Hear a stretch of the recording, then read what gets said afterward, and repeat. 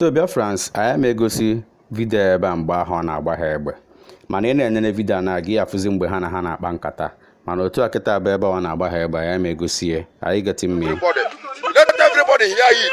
From today, anybody nwere anwa were igwe m go shi ma ụlọ mgbade magene must receive it hot. Must receive it hot. Very hot. Very big hot. Very big hot. Very big hot. It dey happen. Like why it dey happen? Thunder fire all of una there.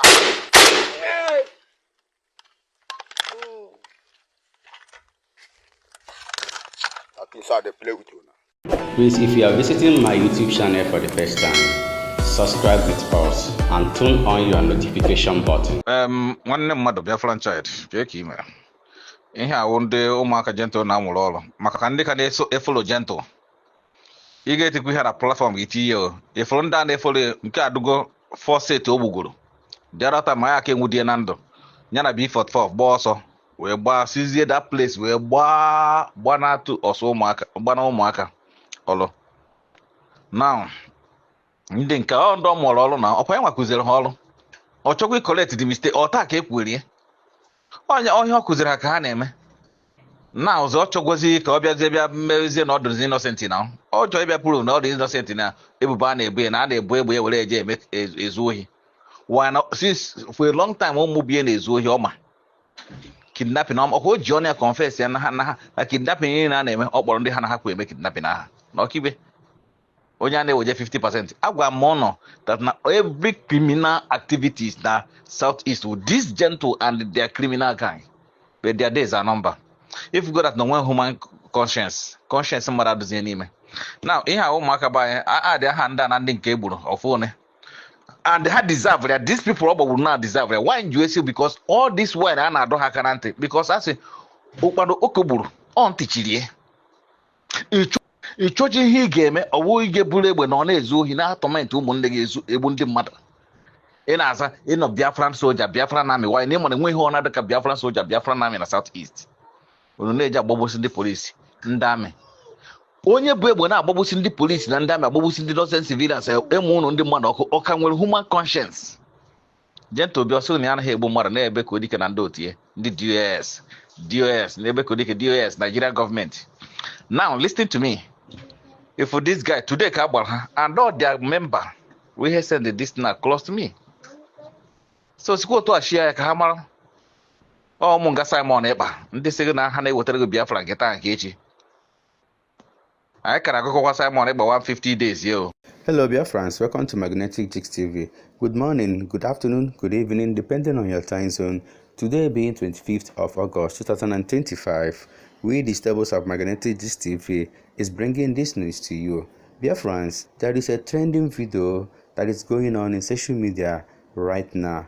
The people that are seeking for the head of Gentle the Yahoo are the ones circulating the video, all the social media platforms. Here in this video now, they are trying to prove to the citizens of Biafra that that NJ Makeup and the Gentle the Yahoo are evil. They are trying to corrupt the mind of people to tell them that Gentle the Yahoo is evil, that they have to help them and capture Gentle the Yahoo because Gentle the Yahoo need to be stopped according to them.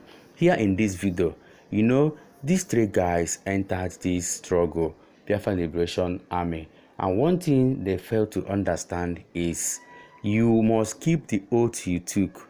You know there is a particular oath they used to take before you will be admitted, and in that oath you will be warned not to go contrary to that oath, not to go against the oath. But these two guys, or these three guys I mean, went against the oath. They collected the rifle from Gentle the Yahoo at his back and they went into robbery. You know, they have been robbing people with this rifle, but this time around, luck ran out of them. They were exposed, and Gentle the Yahoo, who got the information, got furious of all the things that they have been doing. You know there is a repercussion when you go against an oath. Because of one person, so many or thousands of people can be buried. I don't know if you understand. Because of one person, so many people can get injured or can get killed because of one person. It happened during the days of the Bible. There is a particular war that the Israelites went. In that war, the Israelites were winning. They were winning their enemies, defeating their enemies. But about 2 or 3 guys from that Israelite went and gathered women from that particular enemy's camp. And they brought the women into their own camp. And they were sleeping with those women, even in the temple. And that thing got God angry. And because of that single act of about 2 or 3 guys, the whole Israelites started losing the war. They were being defeated. They were being pied anyhow in that war, until the concerned men among them went back to God and cried and asked God, what is all this? Why are we being defeated again? Are we going to be mocked in front of our enemies? Then God said, this is what is the cause of it. Then a single soldier, immediately he heard that, went into that camp and saw those guys having sex with that prostitute or those ladies they brought from that camp. Immediately that guy drew his sword, pierced his sword from the back of that man to the stomach of the woman on ground. That was how the anger of God stopped immediately.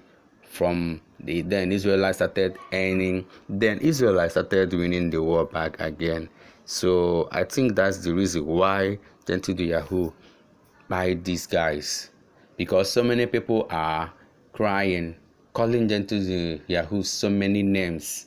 From the people that are promoting this video, they are calling Gentle the Yahoo many names, telling people that Gentle the Yahoo is evil guy, that he's so wicked, that he is a very, very mean and a bad guy who needed to be stopped at all cost.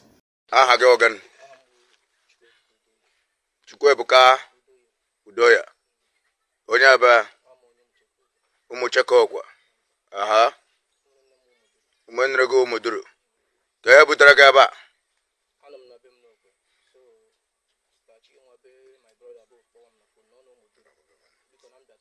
onye kpọọ gị na ya na ụmụduru onye nke akpọ gị na ya na ụmụduru gị wa onye ebe a onye Amadik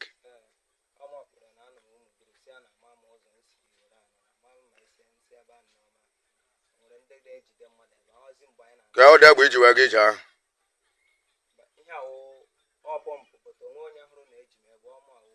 ọ gagọdị awee na iji pọmpụ wee pụọ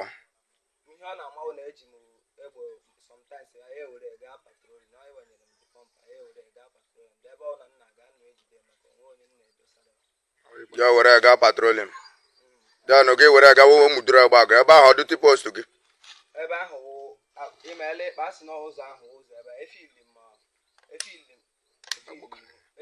ọ ebe ahụ onye a ụmụduru ama m ebe ọwụ biko onwetụbeghị ebe nkwụ onye nta and ọgam ma na-emetụbeghị ebe ahụ ị gara ọwụ duty postu gị ozi mgbe anyị gagidere ka nsị a na ebe a dịkwa fa na ama m na-edika ebe a dị onye sendere gị that place ọ bụ ọgam onye tiri mụ n'ala mmanụ ọ na-awụkwa na ma ya from ala mmanụ to ụmụduru agbaga ihe njigawa ebe ahụ efili m onwe ebe mma na ebe a filie m ọnụ nso wutinye anyị nsị ka mkpagharịkwa ka ala mmanụ si wee gbasata ụmụduru agbaga anyị na-elekọta anya ozi mgbe m gawara ka m si ya na ebe a dịkwa fa na abịatụbeghị m edika ebe gịla onye kwa ị gawara isi n'ebe ahụ dị fa onye anyị si ya buga m saịdị onye dị ha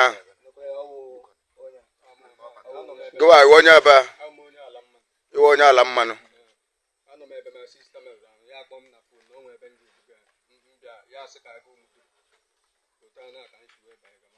ya sị ka ego ụmụduru ga ego ụmụduru ime gịnị ka ebe onye hụrụ moto ahụ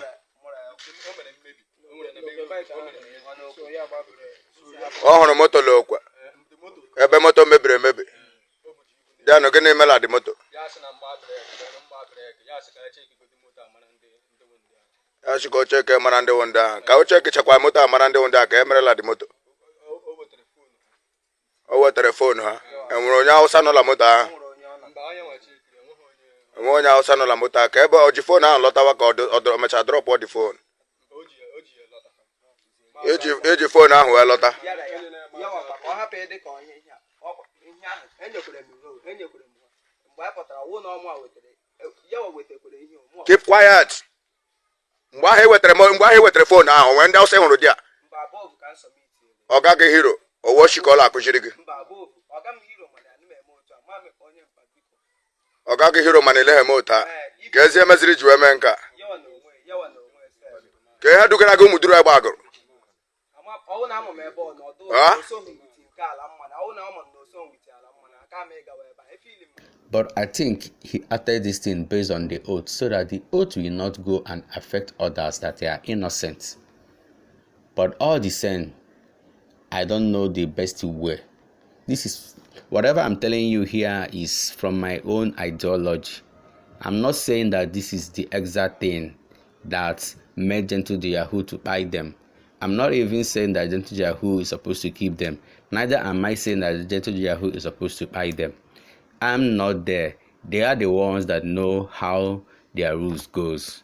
But one thing we are saying from the stables of Magnetic Gist TV, most of you young Biafrans who is interested in joining this particular Biafra struggle, please, if you know that you cannot keep to the rules that you will be given there, better stay in your papa house. No go there. No go by yourself or nothing. No even try cross the gate. No even near the red line.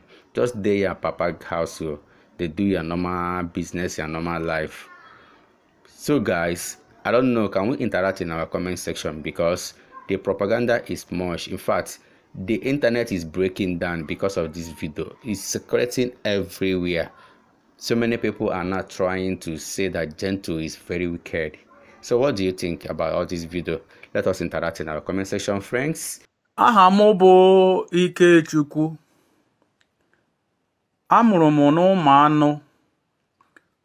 anụ dị n'ime akụ n'ime Okigwe, Imo steeti nke Nigeria. Abụ m onye akụ.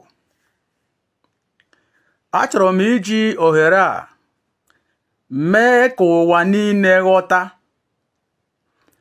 mee ka ndị Nigeria, ndị Imo steeti, ndị Okigwe, ndị ụmụlọlọ, ndị nna atọ na ndị agbata obi ndị akụ niile were mata na o nwere eziokwu nke zoro ezo, nke ndị mmadụ na-amaghị, nke butere ji nwee ọtụtụ echiche dị iche iche nke megidere ndị akụ. Ya mere geenụ ntị ka nkọwa nke mere, n'ihi na abụ m onye akụ. O nwere otu nwa okorobịa a na-akpọ Gentle the Yahoo. Gentle the Yahoo wụ nwafọ amụrụ n'ala Ụmụ Ekegwu.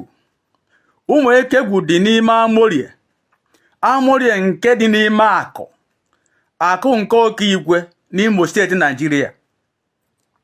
Nwaamadi ya na-akpọ Gentle. Ezigbo aha ya wụ Ifeanyị Chukwu. Aha mma ya wụ Anna. Aha papa ya wụ Okorienta Eze, nke eji okpegbuo were mara n'ihi papa ya na-ezu ohi. Mgbe ọ na-Enugu, o ohi o zuru mere eji chefuo na aha ya wụ Okorienta were akpọ ya okpegbuo onye oziri. Ọ bụrụ na o zuru ihe gị, ya ekpegbuo gị were napụ gị ihe gị. Nke a bụ nke bụ eziokwu. Now, Ifeanyị okpegbuo nke eji Gentle the Yahoo were mara bụ nwafọ akụ. Achọrọ m ime ka unu mata otu ya wụ mmiri si baa n'opi ụgbọgịrị. Ọtụtụ n'ime unu nọ na Nigeria, n'ime Imo steeti, n'ime Okigwe na ndị gbara gburugburu maara na o nwere mgbe a na-atọrọ ndị mmadụ n'ụzọ sitere Okigwe bata Amosu, si Amosu gawa arụ ndị Izọgụ, bata gawa aka ọkwa wee baa Anambra. Na o nwere mgbe a na-atọrọ ndị mmadụ na Naihot n'Ikpe Ọra kwa abalị abụọ. Orise ka eji emeji biznes ndị nke abịa mee taa ha ala nwanne echi ndị ọzọ abịa atọrọ ha si n'ịkpa ụra bata ịkpa ndị akụ si ịkpa akụ tọrọ ha baa ịkpala ọmara gawazie ọkpa nta. Mgbe a na-atọ ndị mmadụ ọtụtụ ndị mmadụ amaghị ihe a ga-eme nke butere na ndị akụ na onwe ya gaa ọrụ n'ịkpa ha na-ahụ ebe a na-edu ndị a tọrọ sile ịkpa ha na-akpụrụ na-aga na ụzọ lọkpa nta maka na ndị na-achị efi mere ụzọ ihe ha si aga site na lọkpa nta bata ịkpa ndị akụ baa ịkpa ụra na ndị ọzọ. Mgbe nke a na-aga o wee ruo mgbe e bidoro tọwazie ndị akụ ha si ihube na-alọta atọrọ ndị akụ. Ndị akụ kpọkwara gọọmenti Imo steeti kpọọ ndị polisi ka gbabatara ha ọsọ enyemaka. Onwenwu onye ndị polisi menwuru, onwenwu okwe ihe ndị Imo steeti menwuru. Ndị Igbo si na ọ bụrụ na ma ahụ ebe a ga-ebikọsa aka ebesi ala ikpere. Mgbe nke a na-eme Gentle the Yahoo nke a na-agba Ifeanyị nọ n'Osumohu ebe ha na-azọ maka Biafra. Mgbe ha nọ n'Osumohu ọtụtụ n'ime unu wu ndị oke igwe, ọtụtụ n'ime unu wu ndị ụmụlọlọ, ndị amoosu, ndị ụmụọpara, ndị ụmụawa, ndị nnatọ na ndị gbara ha gburugburu kwenyere na ha na-eme maka na onye ọbụla dị ka ọ chọrọ Biafra. Anyị chee na ọ Biafra ka a na-eme. So mgbe nke a na-aga n'iru hụzie na a na-atọ ndị akụ kwa wiiki. Ndị akụ amaghị a ga-eme, amaghị ka ozi si wee ruo nwa amadi a na-akpọ Gentle the Yahoo ntị ya wee lọta ala akụ obodo ya na ode ka ọ bịa napụta ndị ya n'aka ndị ntọ nke a ji kidnapping wee mara wee bata na akụ babiri na akụ. Anyị amaghị na ọ bụ ọsọ ka ọ gbara site na Osumohu lọta ala akụ. Anyị amaghị na ọ bụ ọsọ, anyị chee na ọ bịara inyere anyị aka. Mgbe nke a na-aga obere oge ọ dị ka ịtọ ndị akụ ọ kwụsịrị n'ụzọ gara ihube. Anyị nwewe obi aṅụrị na Chineke azọpụtara anyị n'aka ndị na-abịa tọrọ anyị. Wee ruo otu ụbọchị anyị nọ Ifeanyị kpọọ oku dịka Nebukadneza kpọrọ ndị ụwa na mgbe nke ya, kpọọ akụ niile oku. Akụ niile were zuo la mishọn. Ifeanyị wee chee akụ niile iyi n'ihu na onye ọbụla ahụ aṅụghị iyi ahụ ga-anwụ. Ya were gbaa akụ niile ndụ na ị ga-ekwukweghị ịhụrụ akụ niile wee ṅụ iyi. Ka ha na-abụ ndị jụrụ ịṅụ iyi ya site n'okpukpe ha, Ifeanyị gburu ha. So ihe ọzọ dịkwa n'ime ya bụ na ọ bụ say that na ifugo na ndị ewepụtasigo so many voice notes a na-esecurity everywhere, a na-ekwu against Gentle, a na-ekwu against Ifeanyị, so many things as na omegasị mana ọha ma nke bụ eziokwu na nke na-abụrụ eziokwu. Just like ihe anyị na-agwa ọnụ anwago na abụ na-achọ igbu nwa nkịta akpọọ ya aja afa ka enwee ike wee gbuo ya. So na ọ dị ka ọnyanwa bụ ihe na-eme at the moment because every angle, that is Ebekudike, the very serious in bringing Gentle down. DOS as a whole, the very serious in bringing Gentle down. Ikenga Uruago is very serious in bringing Gentle down. The Musa boys are very serious in bringing Gentle down. The Asari boys are very serious in bringing Gentle down. So many forces are very serious in bringing Gentle down. Only God will save Gentle in this time around though. The kind of preparation these people are in order to bring Gentle down is very, very high this time around. Now God go save Gentle for all these things that is happening, To the point, tupu ha nwụọ ya megbe gbaa mbọ na ha ṅụrụ ya wụ iyi ya were gbuo ndị ahụ. Mana mgbe nke a mechara, arụ dị iche iche bido malite mewe n'ala akụ. Ụfọdụ gbafuwazie n'akụ. Megide zuo nke ruru na onweghị onye mma ihe ọ ga-ekwu, onweghị onye mma ihe ọ ga-eme. ụfọdụ ndị abụghị ndị akụ si obodo dị iche iche wee jupụta na akụ. Ndị so esi Osumohu na-abatazi akụ, ndị sikwa obodo ndị ọzọ na-abata akụ. Ivu egbe wee karịa. Ụmụnne m na-ahụlanị na onye vu egbe na onye gba aka abụghị ofu. Ikwuo ọnwụ, ikpughe ekwu ọnwụ, ọsọ wee taala akụ. Mgbe nke a mere, Ifeanyị wee malite mewezi arụ dị iche iche, mewe mpụ dị iche iche, nke anya ndị ụfọdụ n'ime anyị nọ n'akụ hụrụ, kama onye kwen ga-ekwu n'ihi ikwuo gaa mụọ. Ya mere, arụ were mee, mpụ wee juo ebe niile. Agaa n'ebe ọzọ bute ndị mmadụ eburubote na akụ bịa gbuo. Ndị hụrụ kwuru, nke mụ onwe m hụkwara mgbe gara aga, m were gbapụ. Mana n'eziokwu, achọrọ m ime ka ndị Naịjirịa ghọta, ime ka ndị oke igwe ghọta, na ndị gbara gburugburu, ndị agbata obi, ndị akụ mata na okwu a na-ekwu bụ site n'aka ndị yuutu akụ. N'ihi na ndị ndu akụ, ndị na-achụ akụ agharịpụrụ akụ. Ọwụ akụ Youth Restoration Movement na-ekwu okwu a. Okwu a bụ n'aha ndị akụ Youth Restoration Movement. N'ihi na anyị echele ka ndị na-achị akụ welite olu, nke mere ọtụtụ ndị chere na ọwụ ndị akụ na Ifeanyị so aga. Ụmụnne m, ndị akụ ahụchiela anya n'aka Ifeanyị. Ya mere, ụmụ yuutu akụ ekuliele n'iwe wee na-akpọ gọọmenti of Nigeria. Ha gbatara ha ọsọ enyemaka, wee na-akpọ gọọmenti of Imo steeti ka ha gbatara ha ọsọ enyemaka, wee na-akpọkwa ndị oke igwe local gọọmenti, na-akpọkwa ndị ha na-akụ gbara gburugburu. Onwe ụzọ a ga-etinyere akụ aka, biko nusi mewe, maka na agwọ abaala n'akịrịka. Ifeanyị were aka na abụ jide flag Biafra, were convince ọtụtụ ndị mmadụ, nke gọọmenti so n'ime ya, were bezie n'azụ flag Biafra o bu. Ọ bụrụ na owu kidnapping, organ harvesting, robbery, criminality, terrorism, Ifeanyị bụ n'azụ flag Biafra o bu, wee were aha IPOB lee arụ, nke Nnamdi Kanu na onwe ya amaghị ụdị arụ Ifeanyị ji aha IPOB eme.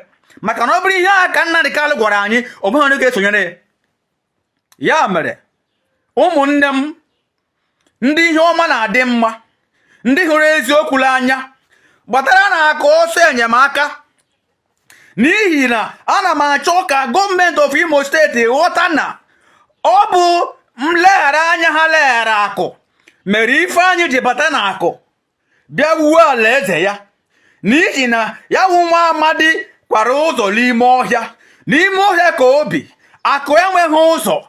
Ya mere ha ji nwee ikikere na akụ, nke kpatara na asịgodo ori na ndị gọọmenti achọrọ ha bata n'ime akụ, onweghị otu ọ si abado ha n'ihi ọhịa karịrị akarị. Ya mere gọọmenti of Imo steeti, Okigwe local gọọmenti, the senators of Imo steeti, ndị ihe a na-ewute, biko na gbatara na anyị bụ ndị akụ ọsọ enyemaka, maka na ndị akụ Ifeanyị gburu egbu karịrị ndị mba ọzọ Ifeanyị gburu. Ya gbuo oge ya sị na ewusabo. Ifeanyị na-egbu nwata, Ifeanyị na-egbu okenye, Ifeanyị na-egbu nna, Ifeanyị na-egbu nne. Ifeanyị okpegbu o metere ala akụ, ọnụ apụghị ịkọcha ya. Ya mere, ana m akpọ ndị niile bụ ndị isi okpokpo n'Imo steeti, biko na gbatara na akụ ọsọ enyemaka, maka na otu ọ dị ugbu a anyị amaghị ihe anyị ga-eme. Anyị bụ ndị yuutu akụ kwere nkwa na onwe ụzọ anyị ga-esi nyere gọọmenti Imo steeti aka ma ọ bụ gọọmenti aka. Biko anyị bụ ndị yuutu kwere nkwa na anyị ga-eme nke a. Biko nu gbatara anyị ọsọ enyemaka, maka na ya bụ ihe akarịgo.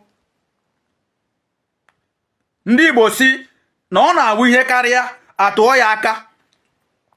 Anyị bụ ndị yuutu bụ mgbada na-eti mkpu n'oke olu, abụ na ihe ji anyị aghala anyị kama ọ bụ na ka ndị ụwa nụrụ olu anyị maka na ya nwe ihe akarịala. Ya nwe ihe akarịala. O mebeghị ụdị arụ nwa amadi a na-agba Ifeanyị aka Gentle the Yahoo mmefọrọ. O meela arụ. O meela arụ. O meela arụ. Ya mere bikonu onwe otu unu ga-etinyere ndị akụ aka, unu egbukwala oge maka na ya wa agwọ nọzili ime akịrịka. Gbata na okpiri, butenụ mma ka anyị kụgbuo ya wa agwọ tupu ya emebie obodo a.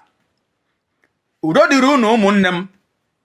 Okwu a si n'aka Akụ Youth Restoration Movement na-ewetara unu ozi ya. Udo dịrị unu